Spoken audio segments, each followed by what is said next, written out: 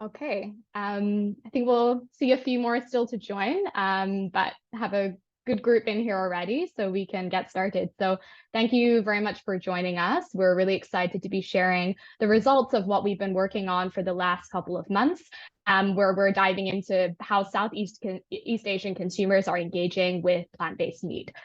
So before we dive into the study, introduce ourselves and how today will go, I want to briefly just talk about why we chose to do this study.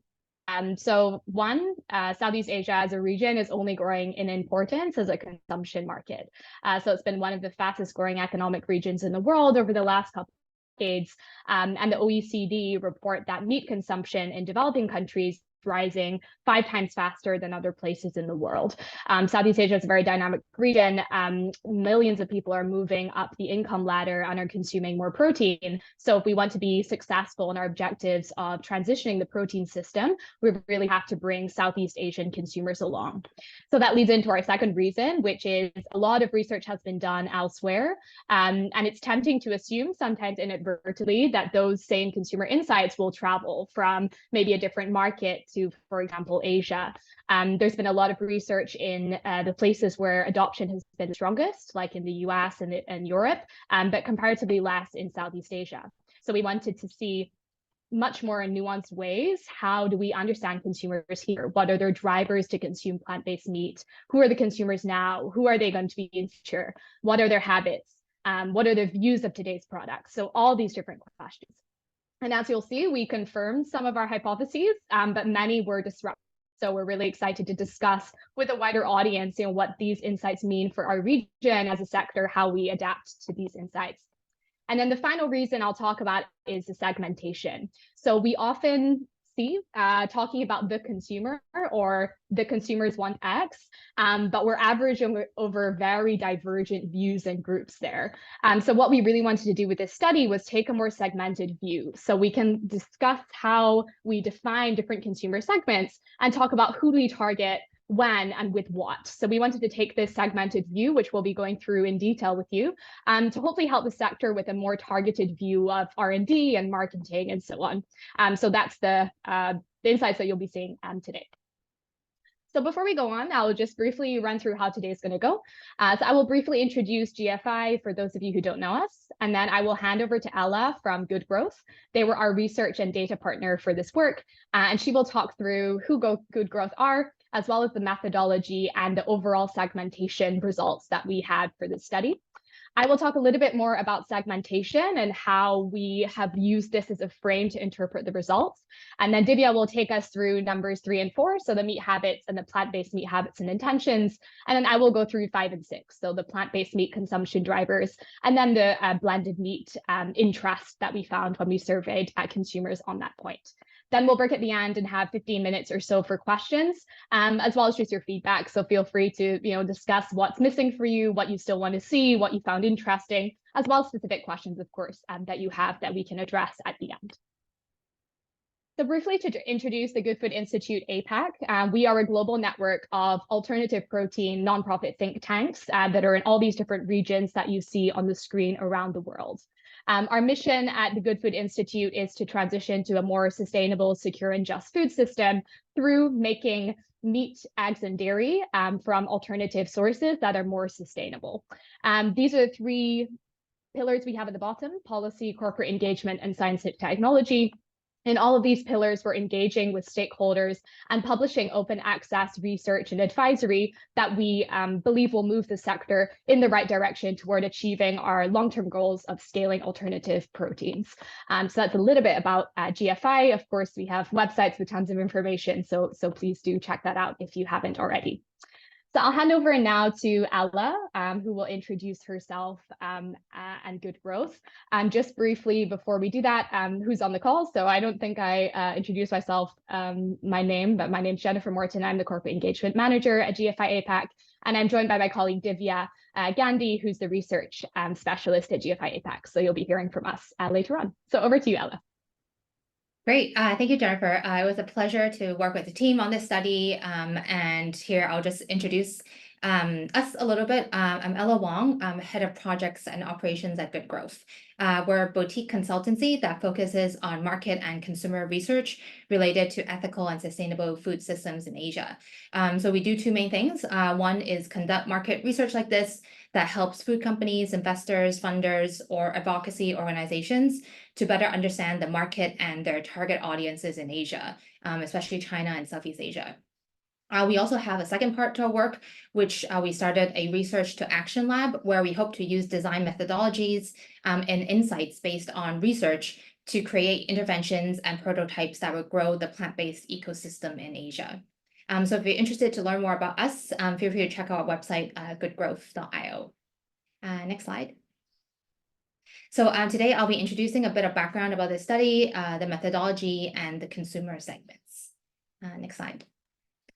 So this mixed method studies span across 6 countries in Southeast Asia: Thailand, Malaysia, Singapore, Vietnam, the Philippines, and Indonesia. What you see in the report is mainly results from the quantitative survey with almost 6,000 responses. But the design of the tool itself was informed by local market research and focus group discussions. Answers from the survey were also weighted by age groups from each country's national census, and income levels varied across countries, of course, but in this regional case, the high or low income is relative to their local country brackets. Next slide. So I'm going to go into explaining how the segmentation came to be. So we tried actually looking at several sets of criteria, but we found that the straightforward way actually generated the most distinct results among segments. What that means is the respondents were divided based on their awareness levels, 1. Second is consumption experience, 2. And third, intention to consume plant-based meat in the future. So these first 3 columns you see in this table. So I'll just explain a little bit about what the different segments mean. First, we can see the novices. So they're completely new to the concept of plant-based meat when we introduced this idea in the survey. They're generally open to trying it, but there are also some people that are a bit more reluctant. Then we have the next 2 segments, people who have heard of plant-based meat, but not yet tried it. With the curious segment that is willing to try being the largest population. So you can see they're over 1/3 of all respondents. And this segment is bigger than the skeptics who are not willing to try. Lastly, we have people who have tried plant-based meat before. The rejectors are ones that do not want to eat it again, but only comprising of the smallest segment. While expanders are those who may have only tried it once or twice and would like to eat it again. And enthusiasts, the top segment, being the current consumers who eat plant-based meat at least monthly and would like to continue eating the same amount or more. So we have 6 segments in total. We'll walk through some of the demographic trends, behavioral and attitudinal findings of each segment in the following slides. But just one that I would like to point out now here is we have found that those who have more active lifestyles, so whether at work or for fitness, also tend to want to eat more conventional and plant-based meat. So this could be an interesting audience to further look into for targeted campaigns. Next slide. By country, in terms of segments breakdown, we found that Thailand has significantly more enthusiasts than the regional average, and actually the highest combined total of enthusiasts and expanders. While for Vietnam, Philippines, and Indonesia, they have more of the curious segment. So those who haven't tried it but want to try it, showing that there is some room to drive up trial rates. Novices, on the other hand, are more common in Malaysia and Indonesia, indicating an opportunity for awareness building there. Singapore is more of a mixed bag of responses. So it has a highest percentage of rejectors and skeptics, but also a significantly higher percentage of expanders. So people who have only tried it once or twice, but would like to eat it again. Next slide. Overall, in terms of age breakdown for the segments, those aged 25 to 44 make up over half of the enthusiast segment, and are especially likely to be in the 35 to 44 bracket. Another interesting group to point out is novices. So those who are unaware of plant-based meat are more likely to be the youngest, so 18 to 24, which shows an opportunity for awareness building campaigns in places where these young people may tend to congregate. Yeah, next slide. I will take us through this slide, and the purpose of showing this is to think a bit more about why we did this segmentation and how we can use it to interpret the results, and really what this means that we've segmented consumers in this way.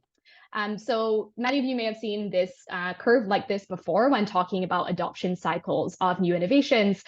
This original curve was back in the 1960s. It was a study of over 500 studies about purchasing behavior to come up with this theory about the diffusion of innovations. And the basic idea here is that there's an adoption life cycle for new innovations, and it usually occurs along this bell curve. And you have distinct groups who adopt at different points that all have unique characteristics, motivations, drivers.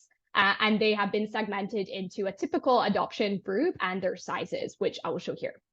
So in this classic study from 1960s, which has been popularized as the tech innovation cycle in many different publications since, you start with the innovators. And the innovators are a small group of 2.53% who are the first to adopt. They're the visionaries, the enthusiasts. They're generally willing to pay more, and there's generally pretty few of them. Then you have the early adopters, about 14% in the population. They also buy in early, but they're looking for a bigger breakthrough to switch than these innovators would. Then you have the early majority and the late majority, which are both at about 34% of the population. And they share some of the traits as the early adopters, but they're very strong pragmatists. So they, especially the late adopters, will only come when there's an established standard, while the early majority are waiting for a real value proposition before they switch. And then right at the end, you have the laggards, who are typically 16% across these studies have been found 16%, and they're the skeptics. They're usually not worth pursuing. They're pretty resistant to new innovations. So what we're going to do is map our own segmentation on this. So this was something we did after, so we didn't plan it according to this curve, but it's interesting how closely our segments map. And we'll basically discuss, how we can use this to understand as a conceptual frame. So as Ella talked about some of those segments already, I'm going to plot them here on this curve. So firstly, we have the enthusiasts, and there were two kind of subsegments within the enthusiasts. There was the 5% within this group who are the most regular consumers. So that's 5% of all consumers are regular consumers today. So they could be thought of as the innovators. So they're already eating plant-based meat in the most frequency out of all of the population across Southeast Asia today. Then the rest of them, so again, it maps very closely, the 14% are the rest of the enthusiasts. So the other early adopters who have eat most today, and they want to eat the most in future. And I think this also brings home how early we are in this nascent sector. So we're still really with our regular consumers in this innovators category. So we have a long way to go to get early adopters in and eventually transition to the early and late majority. Then we have our expanders. They have tried plant-based meat and want to eat more. And we can think of them something like an early majority. So they will move likely earlier than most, but they have this strong sense of pragmatism, and they're waiting to see this stronger value proposition.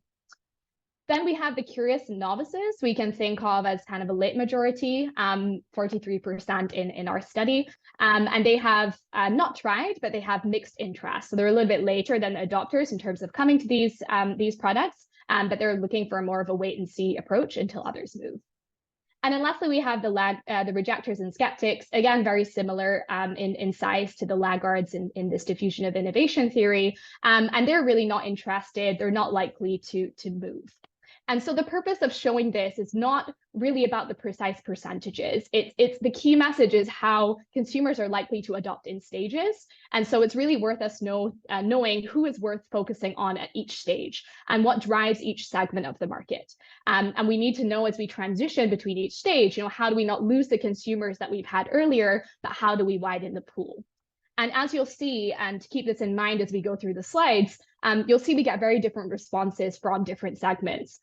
So to name an example, we found, for example, that over-processing as a health concern is held by rejectors and skeptics. But they here are the last to adopt if we abide by this theory. So reformulating everything to be less processed to suit consumers who are not going to adopt anyway may not be the smartest move. So we'll show how, how to think about this and how we may need to think about how do our innovations, or in this case, our alternative protein products, get adopted, and who should we be focusing on at different stages. So you'll see a lot more of this, and every piece of our analysis is framed by this segment view. So this is something we found very interesting and useful for us to understand how to think about these consumers. So I'm going to hand over to Divya now, and she's going to take us through the plant-based meat and the meat habits and intentions of consumers. So over to you, Divya. Thank you, Jennifer, and brilliant explanation on why the segmentation works for us. Yeah, but before we go into the findings related to plant-based meat in the region, let's first take a glimpse at how conventional meat is consumed here, since conventional meat and plant-based meat both kind of compete with one another. So on the next slide, you'll see that as part of this study, the respondents were asked about their meat consumption frequency. And this metric was posed instead of the quantity of meat consumed, which is more common, just to make it more convenient for the respondents to be able to share their responses, which is closer to their actual consumption pattern. So based on their responses, the average consumption frequency for meat is about 38 times per month, with respondents from Thailand consuming it about 50 times a month at the upper end. And those from Indonesia, they're on the lower end and they consume somewhere around half of what those from Thailand do. Now, across the segments, sorry, can you hear me better now? Thank you. Apologies. Across the segments, enthusiasts, the consumer segment that eats the most plant-based meat and intends to consume it in the future, as Ella mentioned earlier, they are actually the ones who have the highest frequency of conventional meat consumption. And to add to it, they're also more likely to want to consume more meat in the future, which you will be able to study a bit more in our detailed report. And now if you look at the bottom at the meat types, chicken and fish are consumed the most frequently, with about over 70% of respondents eating these at least weekly. And mutton is consumed the least, with roughly 10% of people eating this kind of meat weekly. And while over half of the respondents do eat pork weekly, almost a third never eat it due to religious restrictions, which mainly is attributed to followers of Islam in the region. So on the next slide, we'll see, moving from the current meat consumption patterns, what consumers think about reducing their consumption of conventional meat. Just about a fifth of the respondents intend to reduce their meat consumption. And on the other hand, about 25% want to actually increase their meat consumption. If we look at chicken and fish, roughly at least 30% of the consumers want to increase their consumption of the two most consumed meats in the region. And if we talk about neither a decrease or an increase, more than 40% want to maintain their current levels of meat consumption. Bottom line being, the majority of the people in this region do not plan to eat less of conventional meat, which does provide an indication to maybe consider whether meat substitution is the appeal that's best suited for plant-based meat products in the region, or is there something else that can resonate better? Now, amongst those who do intend to reduce meat, we'll see on the next slide that health in one form or another was a major factor behind it. Yeah, thank you. Yeah. So respondents were able to choose more than one option for the topic of their reason of meat reduction and challenges that they face in the process. The top reasons for meat reduction were reducing cardiovascular risk and weight management, which was followed by easier digestion. Saving money was the fourth most chosen reason, and prevention of diseases that may be caused by meat consumption, such as gout, for example, was the next. And in terms of challenges faced in reducing meat, the most chosen challenge was actually the high cost of non-meat options in the market, and meat cravings also tended to be an important factor. It was reported by our respondents that they felt they did not get adequate nutrition and energy when they did not eat meat, and also had lesser food choices when eating out. So to summarize, those actively or considering reducing their meat intake are primarily voted by health and they are looking for inexpensive non options with adequate energy, protein, and variety. Now, having looked at what people had to say about meat, let's now move to the topic of plant-based meat.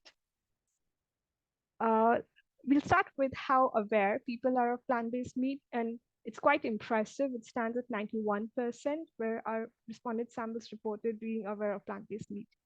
However, there's this group of 44% of people who have heard of plant-based meat but never tried it, as we had seen earlier, which means that despite over 90% people being aware of plant-based meat, roughly half of them have never even tried it. Adding to that, only 5% of the respondents could be considered as regular consumers at the moment. So there is a considerable gap to bridge between awareness and trials as the first step, which can eventually lead to increased consumption down the line, as Jennifer showed us in that adoption curve slide. Amongst all the 6 countries, Singapore, interestingly, has the lowest number of regular plant-based meat consumers, 3%, despite having the highest awareness. That being said, participants of the study provided very encouraging responses for future trial and consumption intent. On the next slide, we'll see that people who had not tried plant-based meat, we asked them about the likelihood of them trying it in the coming year. While those who have tried plant-based meat, they were asked if they intended to increase or decrease their current consumption levels. Very encouragingly, 75% of those who have never tried plant-based meat expressed willingness to try it, which includes 32% of the respondents being very likely to try it, while the other 43% being likely to try it. And over half of the respondents who have tried plant-based meat do want to increase their current consumption levels. At country levels, in terms of trials, respondents from Vietnam and Indonesia, they expressed the most interest, while for increasing plant-based meat consumption, those from Thailand and Vietnam, those they expressed the highest intent. So to dig a bit deeper into what people think of plant-based meat in the region, we also explored what attributes they associate it with, which we'll see in the next slide. And before we go into the discussion for this, just as a note, they were free to choose more than one option from a choice of 20 attributes.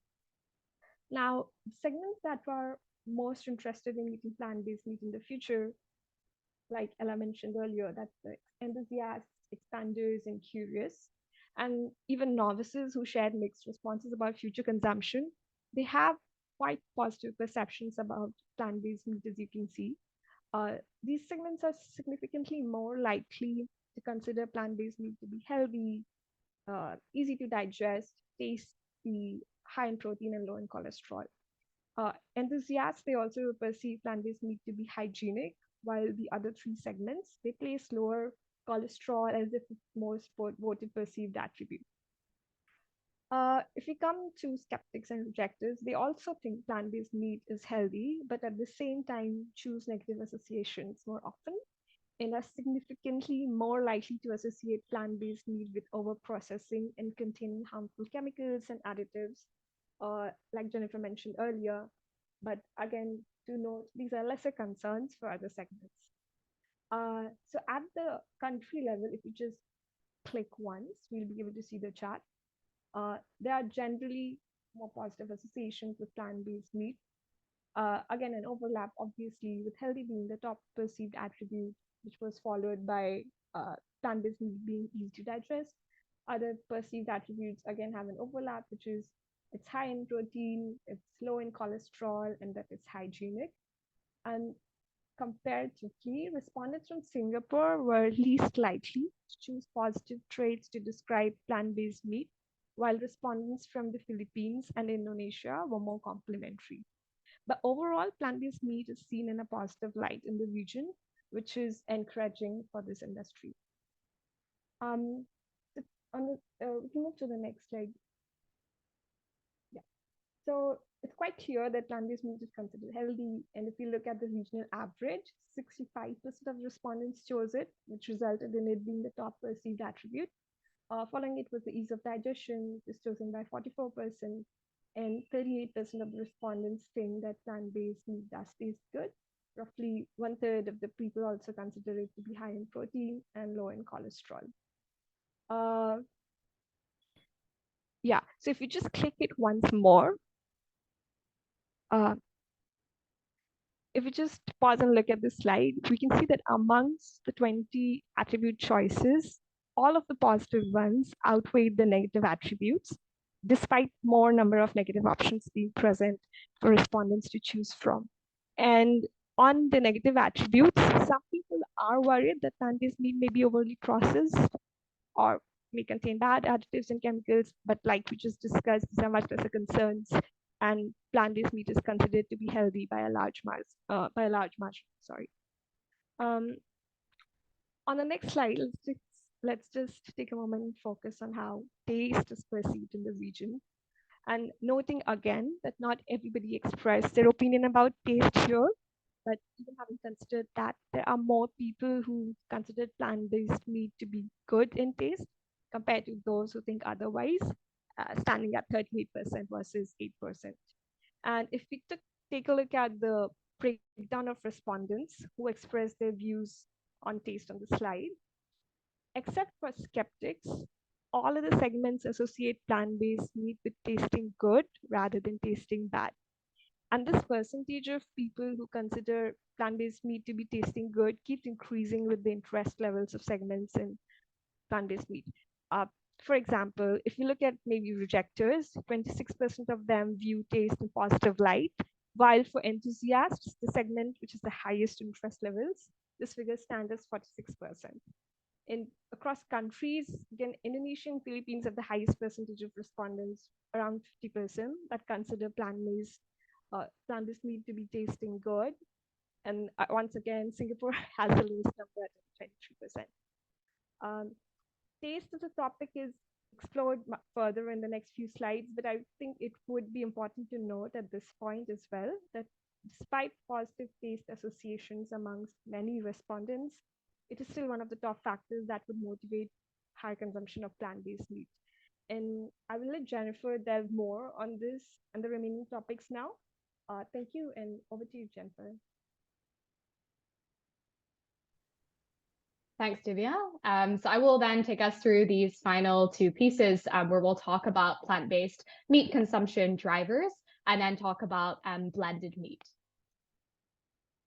So here, there are two similar questions that will appear on the slide, but they have an important nuance. So I like to distill adoption and thinking in two ways. So one is about relevance and one is about differentiation. So we think about relevance for a consumer to adopt a product, and that's, is it relevant to me in my life today? Can I afford it? Can I access it? Is it in a format that I would want to eat? So this question on the left refers to this. So is it relevant for consumers? So what we see here is in terms of consumers being motivated to eat more plant-based meat or not, that 50% say that affordability is the most important attribute. So almost half here. That's followed by nutrition. So consumers see that there's certain nutritional benefits that are needed to make these products relevant. And then 3 and 4 are both related to taste. I saw some people in the comments asking about if we were asking about plant-based meat or other kind of plant protein options. I think this confirms or is very interesting to note what consumers say about taste. So they do talk about tasting better being important, but they also ranked tasting more like meat being important. I think this quote at the bottom is something that we found also in the focus groups that, as this person says, a lot of us are meat lovers and people are looking for tastes that are similar to the meats they love. And that will make an easier switch for them to switch to these products. So again, price, nutrition, taste, I'm sure you've seen these factors before, but affordability really leading the charge here in our Southeast Asia consumer set. Then coming back to differentiation. So relevance is important, but so is differentiation. That's really about distinction. So for a consumer, it's not enough that these products are relevant for them, but how are they distinct? So what would make them undergo all the switching costs? So this product is new, I don't know how to cook it, I don't understand what's in it. What would motivate them to make this switch? It's really having a value proposition or a differentiation.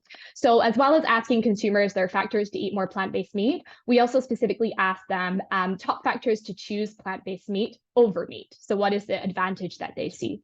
And here we saw number one is health by over half of consumers who are really looking for distinct health advantages over meat that would motivate them to consume these products. So what can I get from plant-based meat that I can't get from meat today? That's followed by taste and affordability. So it's really this competitive value set. So it's not only healthier for me, but it tastes just as good or better, and the costs are competitive. So looking at these three together as a set is important. Here we have 4 and 5, environment and animals. I want to go back to that and talk about that on a later slide. But again, I think this quote is illustrative at the bottom. So people who are discovering they really like a flavor of a certain product, they're open to reducing the amount of meat, but also eat healthily and deliciously. So looking at health, taste, and price all together in one. Then on this slide, I'm going to show, so on this last slide, so let me just go back and show this green on the left. So we're going to break that down by segment and by country. So you're seeing the same question again here, broken down in this way. So we see the breakdown by segment first of the top factors to eat plant-based meat by segments. You can see in the top 3, affordability, nutrition, and taste is the same for all the segments except for enthusiasts. So enthusiasts, who, if we remember the adoption curve, are our innovators and our early adopters, if we go by this segmentation, they are also looking for variety as well as affordability and nutrition, but they actually put variety above taste. I think this is an important point because it's important to understand what, really what is motivating our consumers. So the way I like to think about it is if you have consumers who are turned off by kind of version 1, version 2, which is probably our skeptics and rejectors, it's unlikely if you produce a version 3 or a version 4.0 of that product that they're going to switch. And I think just the same, if we have a product that people are already happy with, the version 1 or the version 2, if we then create a version 3 or version 4 upgrade of that product, which we're already happy with, is that really going to meaningfully drive adoption? So here, I think it's important to think about enthusiasts, and they're really looking for expanding consumption occasions, potentially versus just upgrades of the same, SKUs. So, you may like the plant-based gyoza you can eat, but you only eat gyoza at certain times in a week. So it's really about convenience and new formats as well. So not saying that taste is not a problem, but it's important not to have a tunnel vision on just kind of R&D upgrades, but really thinking, especially for early adopters, when is it not just taste, but when might it also be variety? So that's something that I think is important to point out here. Just briefly then, looking at the same split but across countries, we can see that Thailand, which is kind of unsurprising, has our most number of enthusiasts there. Availability and variety are both in their top 3, over taste here as well. So affordability is still number 1, but availability coming in here. We also see availability important in Vietnam as well. So this is important to consider how important this is as an adoption driver as well. So now I'm going to come back to what I mentioned around environment and animal welfare. And the key question for us, which we've been asking for a long time as GFI, is do health benefits or environmental benefits resonate more with consumers and all these other benefits? So how do really health, environment, animals, how do these different benefits stack up? It's important that we break down by segment and country here, because I showed in that blue graph a few slides back that it was health, taste, and price that were the top 3. But if we look on this top factors to choose plant-based meat over meat, and we break it down by segment, we can see that it's a bit different between the segments.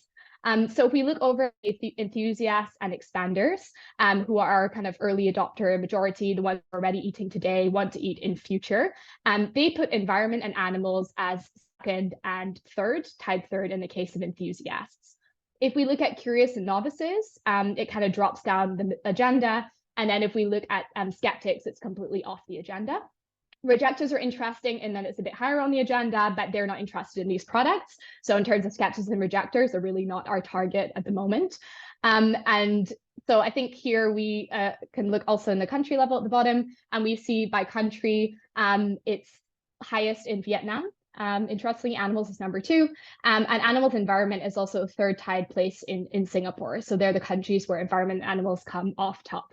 So I think it's premature to think that environment and animals don't matter at all. It might not be the only factor that matters, but especially for our early adopters, according to our survey, it is something that people vote as an important differentiator.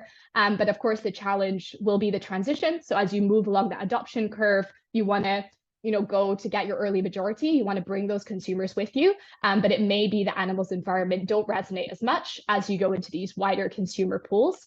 So it's important to tailor the marketing for these different groups.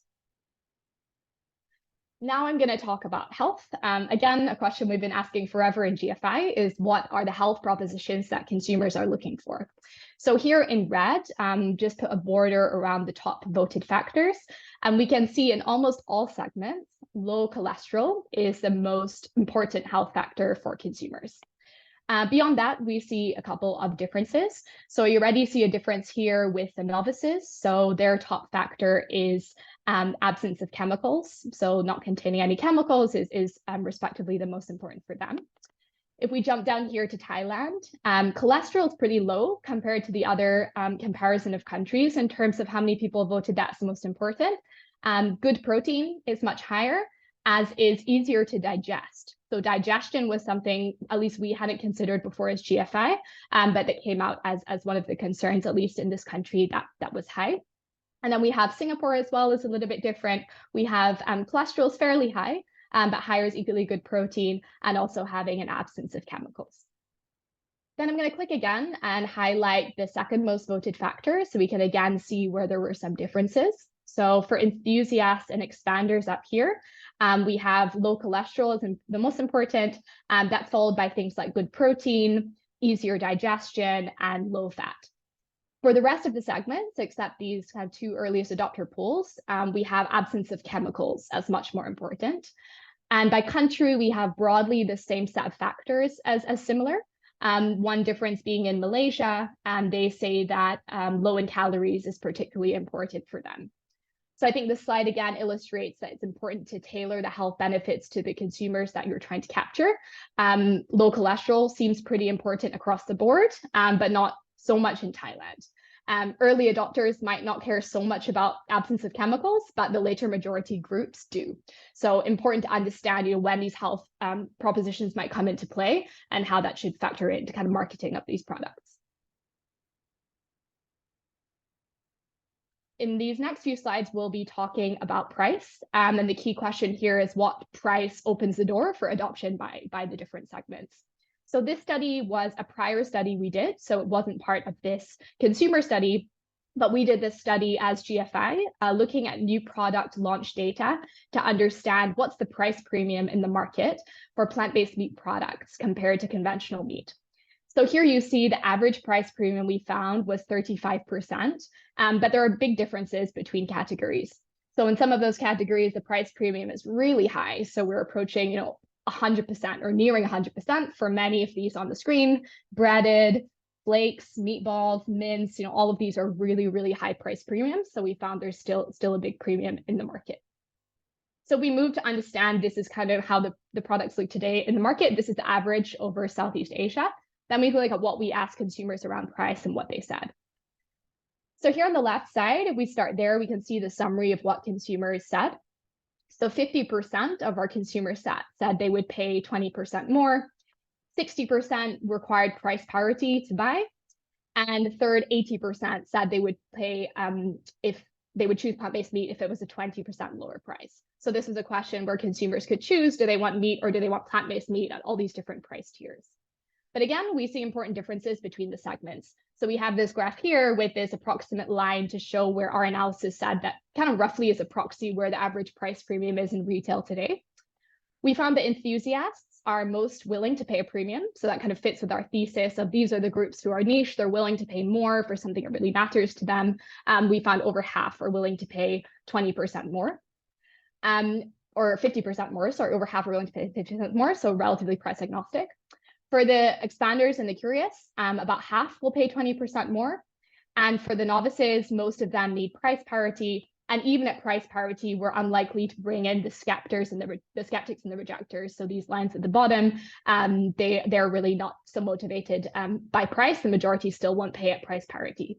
But we do find at a 20% cheaper price than meat, at least half of all segments and nearly all the enthusiasts will more or less choose to buy these products in this survey. That was their intention and what they said. So enthusiasts being the most kind of price agnostic, willing to pay more, but bringing in significantly more consumers when we drop the price below meat. If we just switch this to look at a country view, we can look at a country level. If we look at Singapore to start with, so this kind of green line at the bottom, again, right below the rest, we found only a quarter will pay 20% more, whereas that figure was more like 40 to 60% for the other segments. And then after Singapore, the kind of most price sensitive was Malaysia. So it was very interesting to us to note that the kind of most affluent countries in our country set were actually the most price sensitive. At a 20% lower price compared to a 20% higher price, there are big differences. So a lot of Singaporeans and Malaysians commented that they would buy these products if the price was below meat, but at a 20% premium or price parity, they were significantly below, as you can see the other segments here. On the other end, we also surprisingly found that Vietnamese consumers said they were the most willing to pay more. Almost 2/3 say they would pay 20% more. And at price parity, we found the highest among Vietnamese and Filipinos, and at 20% cheaper, Vietnam, Thailand, Philippines, Indonesia were all 80 to 90% if the price dropped below meat. So this is not to say this is absolutely the case. Of course, this is just a study. Consumers are not in the supermarket making a purchasing decision, but it does give insights into what's the kind of level that we might expect to get more consumers into the fold in different segments and countries based on price. So here the key question is, okay, will we have a sizable enough market if we make all these changes that consumers want? So we asked consumers, if you resolved all your concerns, then would you be willing to eat plant-based meat and how often? So this is the result of that study.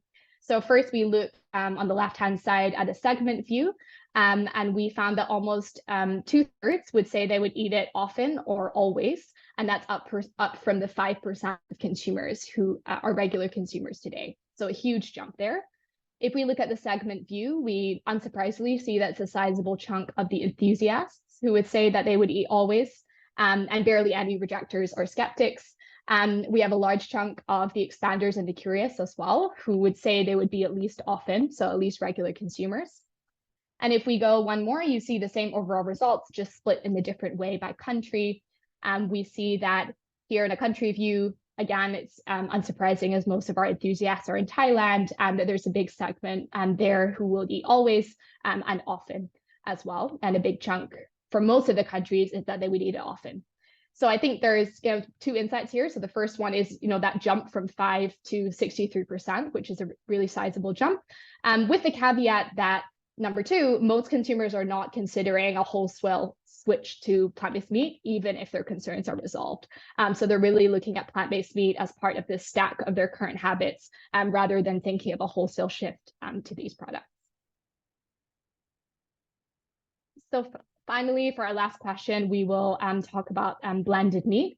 So this was a question we asked consumers if they would be interested in trying blended meat, which we defined as products that mix plant-based meat together with conventional meat. So on the top row, we see this result by segment view. So if we look at this left-hand graph first in the top left corner and asking people their interest in trying blended meat, we found a very low number are not interested. So under 10% are not interested in trying, with the majority of consumers interested or very interested in trying blended meat. By segment, we found that even if they're very interested and currently consuming plant-based meat, they have the most interest in blends. So it's not like they would look for one or the other, but see them both as complementary, because as we saw earlier, these consumers who eat the most plant-based meat are often eating the most conventional meat. So they're not trying to avoid meat. And also this graph on the left shows it could be an avenue for skeptics and rejectors. So these consumers are the ones who said they're unlikely to try or eat plant-based meat, but here almost 2/3 would try blended meat. So we do see an avenue potentially there to drive trial and adoption of plant-based meat in a different format. Then on the right-hand side, and someone asked a question, did we include other types of plant proteins in the study? This was the only place that we did include them. We asked consumers to rank their preference out of these 4 different options containing plant protein. This was interesting in that a format containing plant-based meat, so either blended meat or plant-based meat, came on top in all the segments here. On average, it was a tie between plant-based meat and blended. So we found that these product formats were preferred over tofu and tempeh and over beans and legumes. So the 2 other plant proteins that consumers had the option of serving. And then finally, if we look at this by country, it's broadly the same in terms of seeing high interest for blends. Again, there's most have a slight interest or are very interested in most of the countries. Notably in Singapore, they have the least very interested, followed by Malaysia. So following the trend in terms of interest we've seen in the other slides. On the right-hand side, again, we see plant-based meat or blended coming in the top spot, except for Indonesia and Singapore, where tofu and tempeh took the top spot above plant-based meat and blended meat options. So a little bit different for those 2 countries. So we will break for the Q&A. I won't go through this in detail because we've talked about all of these points, but just to kind of recap what we found in the region. So high awareness overall, but very low trials. So we need to really focus on how do we do that conversion of awareness to trial. Meat substitution may not appeal. So we find most consumers, especially those consuming the most regular conventional meat today, are also the most interested in plant-based meat and are not necessarily looking for a wholesale shift. So being careful with the messaging there and how we target consumers. Half of today's consumers are millennials, so 35 to 44 being the most prevalent age group, and not necessarily thinking that meat reduction ties into being a consumer market for this product. So although older consumers are the most interested in reducing meat, they are also the most resistant to plant-based meat products. So being careful around how we think about flexitarians, people wanting to reduce and not necessarily thinking that they're our target market. Positive perceptions outrank negative ones. So when we have asking consumers about their perceptions, most people say it's positive rather than negative. Affordability, health, taste, and crucially variety are important. Price competitiveness, taking those different segment views of how price will bring in different types of consumers, will drive increased purchase. That's a really obvious one. And finally, blended meat. So could be a parallel way to ease adoption, especially among resistant segments, as well as providing a new adoption format of plant-based meat in a different form, potentially to increase scale. So there's much, much, much more in the report. It was hard to distill this just for this group today. So here providing the QR code so you can go and download these insights in more detail here. For now, we will go through the questions. So we have quite a few, so we may not get through all of them, but more than happy to discuss these with any of you. So the first questions we had, maybe Ella, I'll hand over to you. There are some questions around segmentation. So I see Divya, you actually said you would answer that question. So maybe you would ask the first one around the segmentation and why affordability was not included. And then Ella, I'll hand over to you. There's people who are asking about how we defined plant-based meat in our questioning. So then we can go over to you. So Divya, if you can start by answering the question around affordability being a key deterrent. So I'm assuming this question is from Mr. Gauri Agarwal, which says it's very interesting to see Thailand leading the adoption. Was in segment considered as one of the criteria to segment customers? A lack of affordability is the key deterrent of consumption of alternative meat. Very logical question.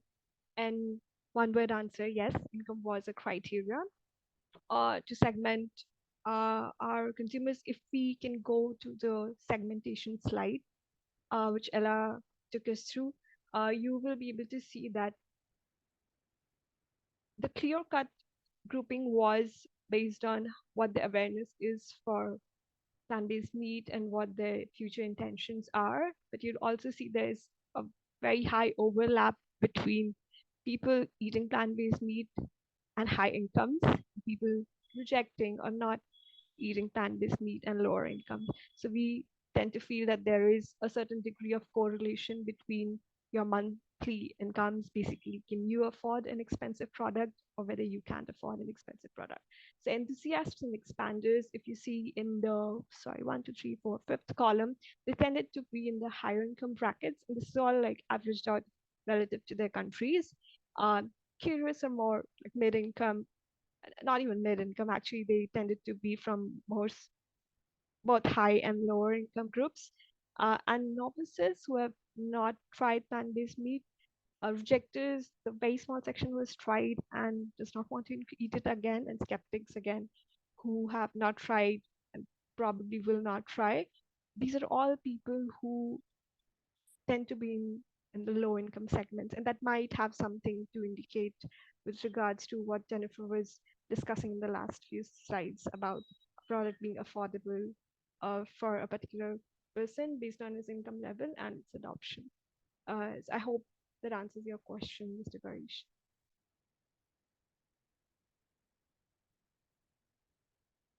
Okay.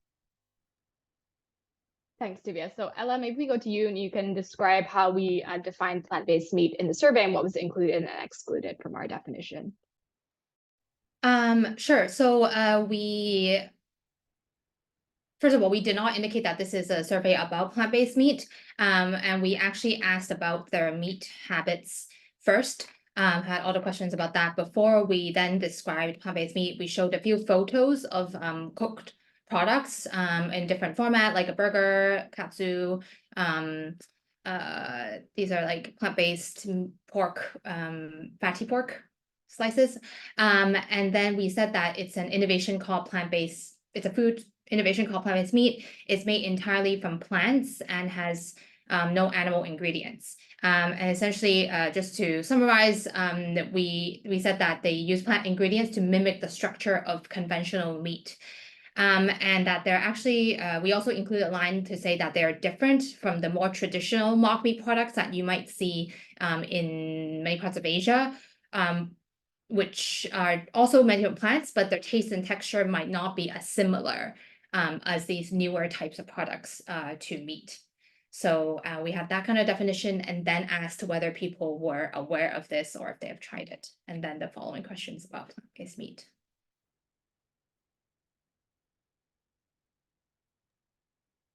Great, thanks, Ella. There's a question around if we looked into preference on plant-based meat ingredient. No, we did not include that. So we didn't go to the level of ingredients. So that was not included. Looking at some of the other questions. Why do you think price parity is more important in plant-based meat as compared to plant-based dairy, which at this stage has more adoption at higher prices and position as a premium offering?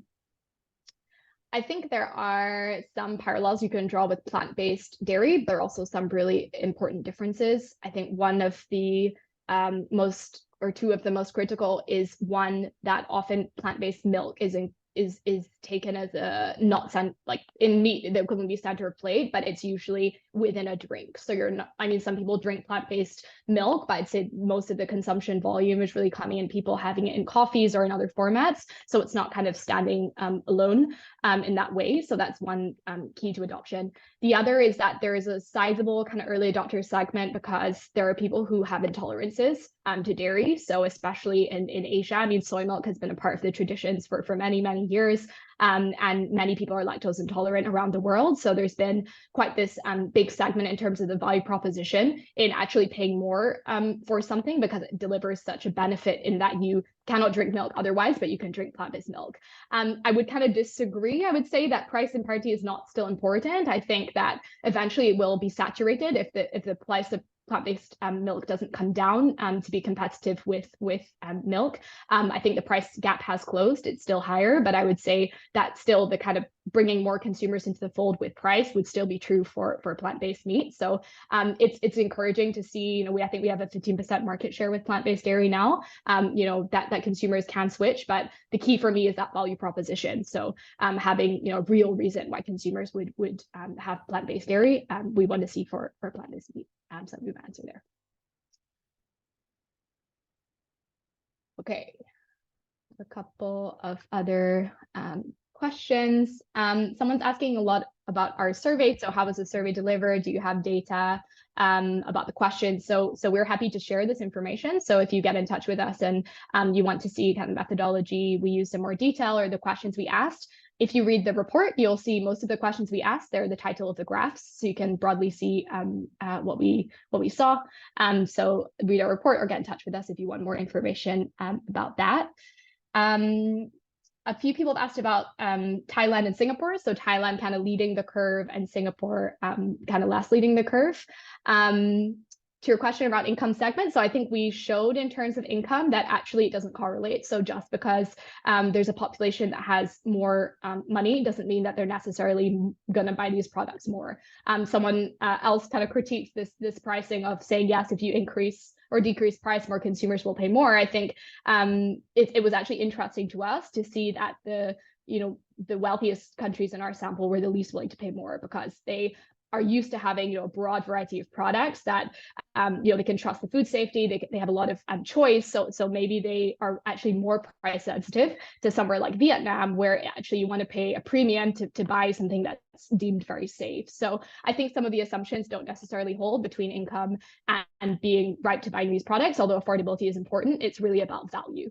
So it wasn't really included in our segmentation in that way.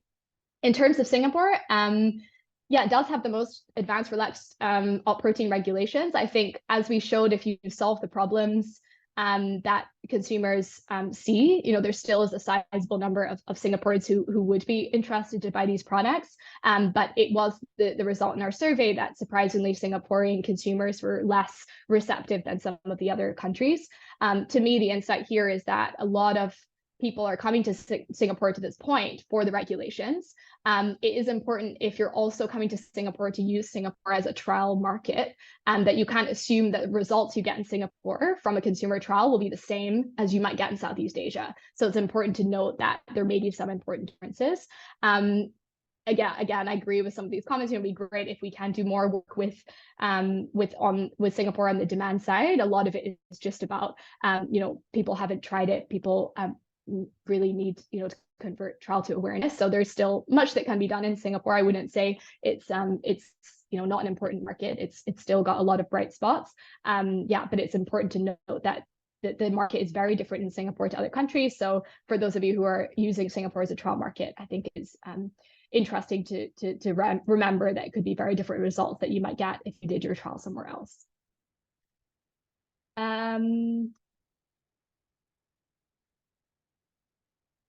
Okay, I think that's kind of all our questions. So I'm going to take note of all these questions and I'm happy to follow up. So what we're going to do now is close the webinar because we're at time, unfortunately, but thank you so much for sending all your questions. As we close the webinar, we'll have a really short survey that will pop up on your screen. Please fill out, we're interested to find out more. If you have a question that we didn't have time to answer, please plug it in there. And we'd love to get back to you after this with our answers to your questions.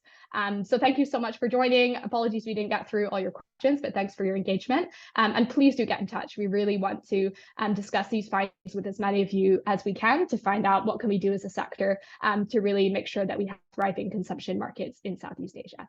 So thanks so much again for your time. Please do answer the survey and look forward to discussing these insights with you further after this. Thanks so much, everyone.